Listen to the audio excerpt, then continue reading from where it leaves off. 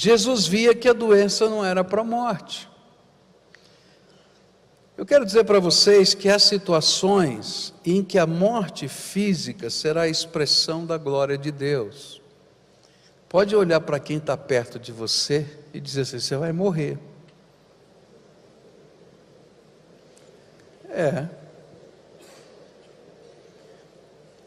Aí olha de novo: você tem dúvida disso? Pergunta.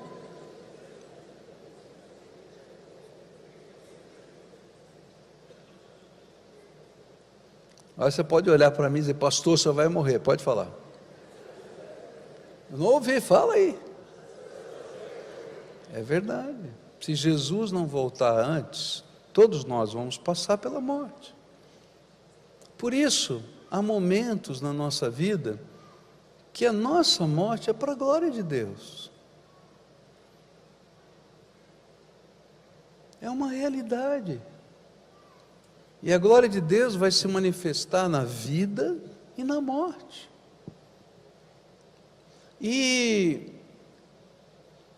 Mas isso não nos faz perder a esperança, porque mesmo se você tiver morrido antes da volta do Senhor Jesus, Ele vai dizer nesse texto: eu sou a ressurreição e a vida. Quem crê em mim, ainda que esteja morto, viverá. E eu vou ser o testemunho da esperança da vida eterna em Cristo Jesus, da ressurreição dos mortos.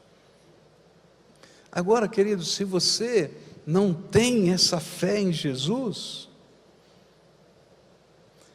você pode morrer para a glória de Deus, porque você vai ser testemunho do julgamento eterno.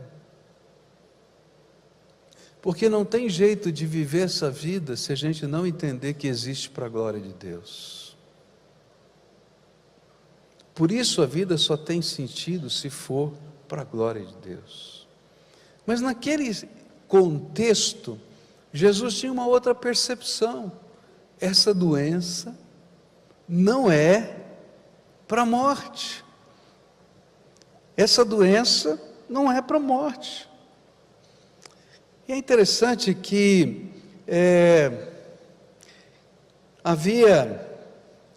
ele diz assim no verso 6, no entanto, quando ouviu falar que Lázaro estava doente, ficou mais 2 dias onde estava, porque ele sabia que a doença não era para a morte.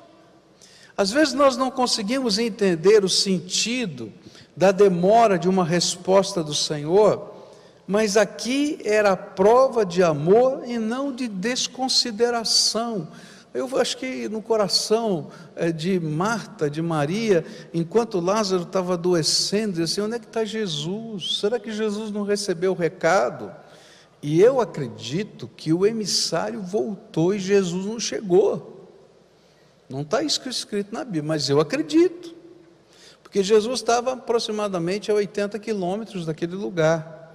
Então seria 2 dias de marcha normal. Numa marcha forçada você chega a 1 dia e meio, tá? Então o que aconteceu? Eles foram falar para Jesus, voltaram e ainda chegaram meio-dia antes de Lázaro morrer, mais ou menos isso.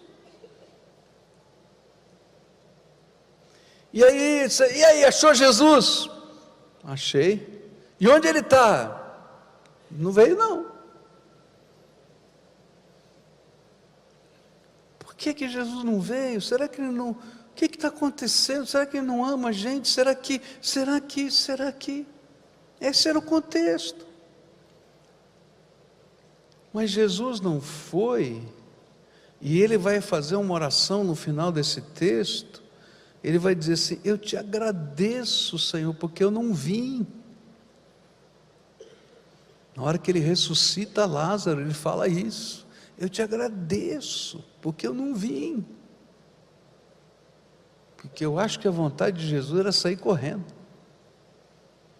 Mas porque ele sabia que não era para a morte, ele ficou mais 2 dias.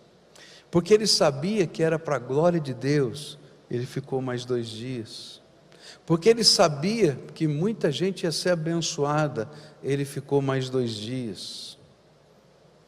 O que esse texto me ensina é que às vezes nós não conseguimos compreender a demora de uma resposta de oração, a gente não consegue compreender os processos que estão acontecendo na nossa vida. Dentro de nós surgem sentimentos de abandono, de desconsideração, simplesmente porque a gente não conhece toda a realidade como Deus conhece. E por isso, cada vez que eu for desafiado a andar com o Senhor, eu preciso ser desafiado a andar pela fé. Eu preciso crer que Deus me ama. Eu preciso crer que Deus tem um plano para a minha vida. Eu preciso crer que Ele está vendo o que eu não sou capaz de ver. Eu preciso crer que Ele está no controle para o bem e não para o mal. E quando eu consigo crer dessa maneira, ainda que eu não tenha todo o cenário, todos os detalhes, todas as variáveis, eu consigo ter paz no meu coração. Seja no momento bom, ou seja no momento ruim. Seja quando a porta está aberta, ou quando a porta está fechada. Eu gostava de ouvir, perdi essa canção, não tenho mais, era no tempo ainda da mídia física, agora você só tem mídia, vamos dizer assim, virtual, né? Que você tem lá no seu computador, de uma canção de um pastor lá do Rio de Janeiro, Josué. Ele falava: portas que se abrem, portas que se fecham, todas são controladas por Deus. E ele dava um testemunho antes de cantar essa canção, e ele dizia isso: não é só a porta aberta que é bênção de Deus na minha vida, muitas vezes a porta fechada é tão ou maior bênção de Deus para conosco, porque Ele está no controle, Ele sabe o que vai acontecer, Ele já viu todos os ângulos da mesma verdade, da mesma realidade, e Ele está trabalhando na tua vida. E às vezes, queridos, a gente precisa de um choque para entender determinadas realidades, senão a gente não vai entender. Outras vezes, a gente precisa da mão suave de Deus nos conduzindo. Por isso, o que a perspectiva de Jesus me ensina é que os meus sentimentos não são a plena realidade do que está acontecendo. A plena realidade do que está acontecendo só pode ser vista por Deus. Por isso eu preciso depender do Senhor, depender com a porta aberta e depender com a porta fechada. E depender do Senhor em toda e qualquer situação é crer que Ele me ama. Mas nessa condição Ele me ama. Mas Jesus, o Senhor chegou atrasado, Ele me ama. Jesus, por que o Senhor não voltou com os emissários? Ele me ama. Por isso, às vezes, a gente crê contra aquilo que a gente está vendo. E por isso que a fé é um salto de esperança contra a realidade. Eu creio que Deus me ama e tem um propósito na minha vida, e não importa o que está acontecendo hoje, eu vou continuar caminhando com Ele, porque eu vivo e existo para a glória de Deus. Isso é fé. Eu não sei o que está acontecendo na tua vida, mas eu posso dizer com toda certeza, você não tem toda a perspectiva da realidade que você está vivendo. Você não tem o alcance de toda a realidade que você está vivendo. Só Jesus tem. E esse momento que você está vivendo é um grande desafio a você viver pela fé. Fé no quê? Fé na cura, no milagre, aleluia, se Deus me der isso, aleluia, mas fé que eu tenho um Deus que me ama, que tem um plano para a minha vida, e que eu vivo para a glória dEle em toda e qualquer situação. Nessa manhã eu queria orar com você. Eu não sei o que está acontecendo com você, mas quem sabe você chegou aqui hoje, não é, com aquele sentimento, não tem mais jeito, não tem mais jeito. Quando eu falar para você do momento em que Jesus fala para Marta, olha, abre aí a tumba, ela olha para ele assim, Jesus, 4 dias, está cheirando mal, não vou abrir a tumba não.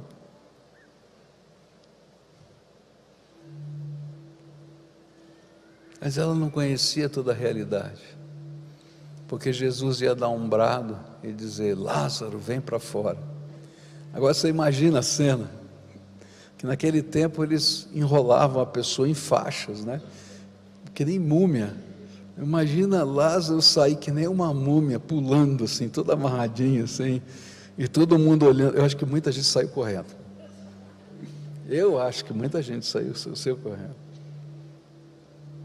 Porque ela não conhecia toda a realidade. A realidade para ela era o cheiro ruim, era o ridículo de abrir a tumba. Hoje eu quero orar por você que chegou aqui achando, olha, não tem mais jeito, não funciona, Jesus está chegando atrasado nessa história, para dar um passo de fé.